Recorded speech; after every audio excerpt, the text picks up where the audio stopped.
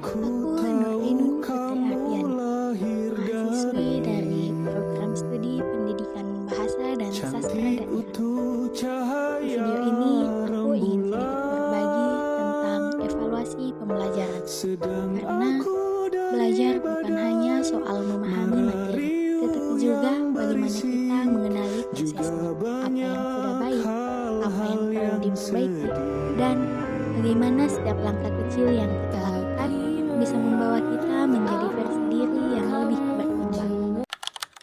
Evaluasi pembelajaran adalah proses untuk mengumpulkan dan menilai informasi kemampuan siswa, agar guru dapat mengetahui apakah tujuan pembelajaran sudah tercapai atau belum. Evaluasi bukan hanya sekedar memberi nilai atau angka, tapi juga untuk memperbaiki proses belajar, mengetahui kesulitan siswa, dan meningkatkan kualitas pembelajaran.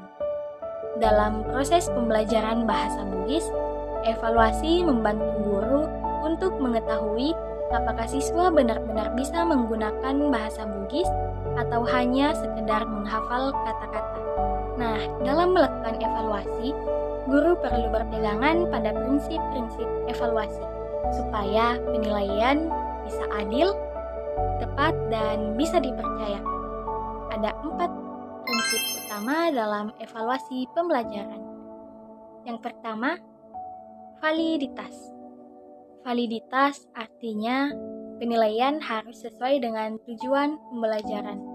Jika tujuan pembelajarannya adalah siswa mampu memperkenalkan diri dalam bahasa Bugis, maka evaluasinya harus tes lisan, bukan pilihan ganda atau esai seperti Aseku Ainun Menrokari Pangkajen. Jadi, evaluasinya harus tes lisan, bukan pilihan ganda atau tes tulis, karena itu tidak menunjukkan siswa dapat memperkenalkan diri dalam bahasa Bugis. Yang kedua, reliabilitas. Reliabilitas artinya penilaian harus konsisten. Contohnya, saat siswa diminta oleh guru untuk membacakan teks dalam bahasa Bugis, guru menggunakan rubrik penilaian, pelafalan, intonasi, dan ketepatan kosakata, dan jika dinilai oleh guru lain dengan penilaian rubrik yang sama, maka hasilnya tetap serupa atau hampir mirip. Yang ketiga, objektivitas. Objektivitas artinya penilaian harus adil dan tidak dipengaruhi oleh rasa suka atau rasa tidak suka. Contohnya, ketika 2 siswa menulis aksara lentera, guru hanya menilai berdasarkan ketepatan bentuk huruf dan susunan kata, bukan berdasarkan karena salah satu siswa lebih aktif atau lebih dekat dengan guru. Yang keempat, kepraktisan. Kepraktisan artinya evaluasi mudah diterapkan dan tidak rumit.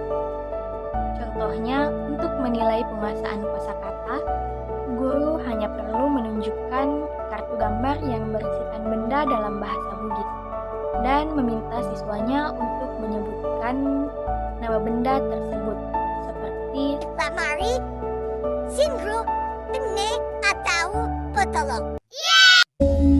Evaluasi bukan tentang seberapa tinggi nilai yang kita dapat, tetapi seberapa jauh kita berkembang dalam proses belajar. Karena pada akhirnya yang dinilai bukan hanya hasil, tetapi juga perjalanan memahami. Sebab setiap kesalahan adalah jejak kecil yang menuntun kita menuju pemahaman yang lebih baik.